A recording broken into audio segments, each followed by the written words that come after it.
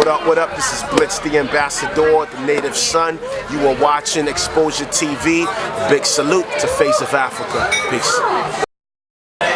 Hey, what's up? This is Ayinda and I'm here on Exposure TV with my very, very good friend, Blitz the Ambassador, who's just finished an amazing gig at Cargo tonight. So Blitz, how did it go for you? Well, it's been a tiring one. I mean, we drove all the way from France to get here, so it's been kind of a long day, but it's an awesome crowd, great crowd. I haven't played in London for a long time. I just played WOMAD a few days ago. So this is actually an intimate crowd. This is like a club night, so it actually gets you closer to the people. There aren't these like faraway barriers between you and the audience. It's kind of like way more personal. So just from a band perspective, you know, it's awesome to see my musicians enjoy themselves, play to the audience, and really get down into the music. So we had a blast. That's great. I mean, we know you as a lyricist, but tonight we saw you almost as a conductor.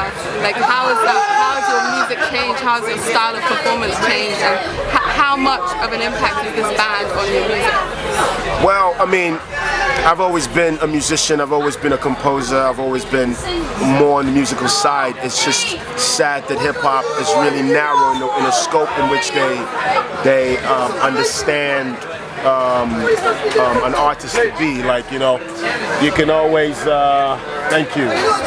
I'm gonna answer that again, guys. And do you have any kind of police to tell people to just calm down? Like my brother is really loud. I've talked to your brother. Okay.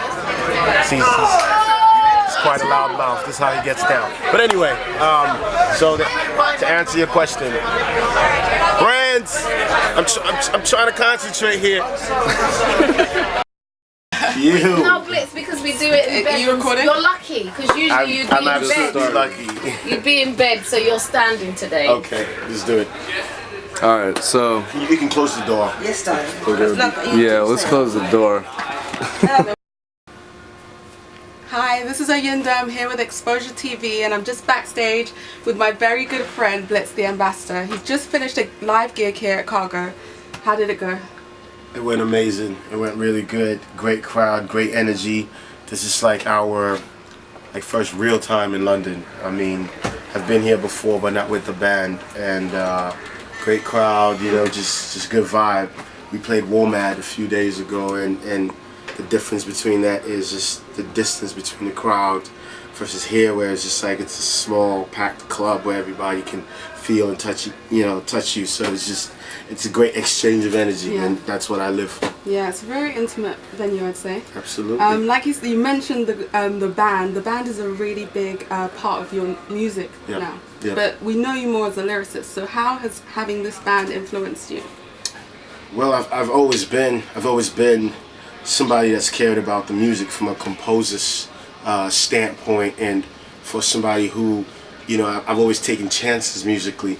The challenges in hip hop, you know, people expect you to just be a rapper and be, you know, and not really value the music, and that's kind of what I rebel against. And so when I get up there, I can care less about what people think about lyricism.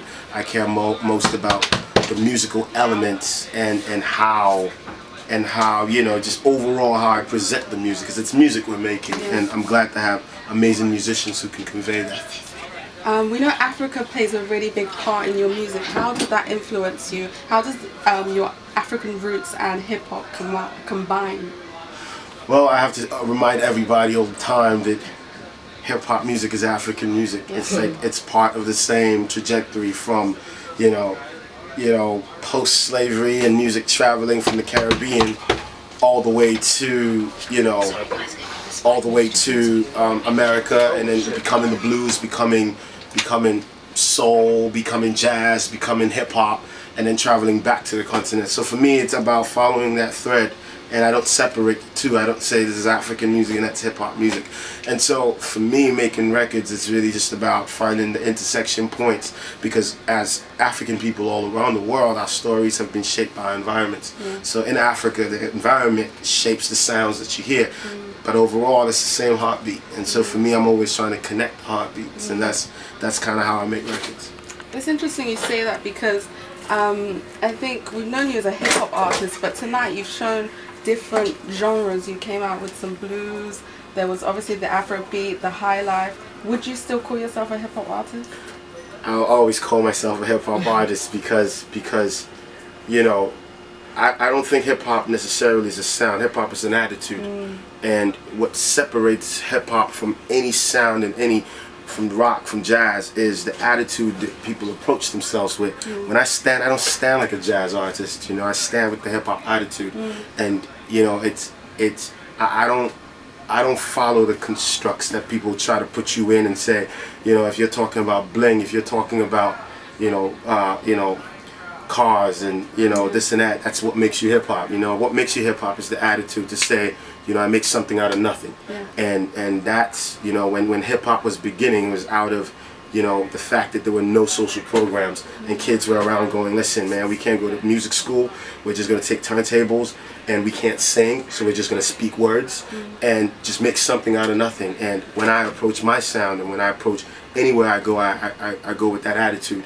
And so hip hop will always be in my veins. Now, I also understand that music is a vast, you know, river, and it's always influencing other things, and so I'll never limit myself to just that attitude either, because hip hop itself is borrowed from all pieces of music, you know. And so, you know, for me it's critical that, you know, more importantly, I represent, you know, a new view of hip hop, you know, because that's what hip hop gives you, that freedom to express yourself individually. Unfortunately, we have a bunch of assembly line type rappers who want to fit into this category of what they think a rapper should be, forgetting that when hip hop begun, it was about individual attitudes and people saying, yo, this is who I am and this is how I'm gonna flex it, you know.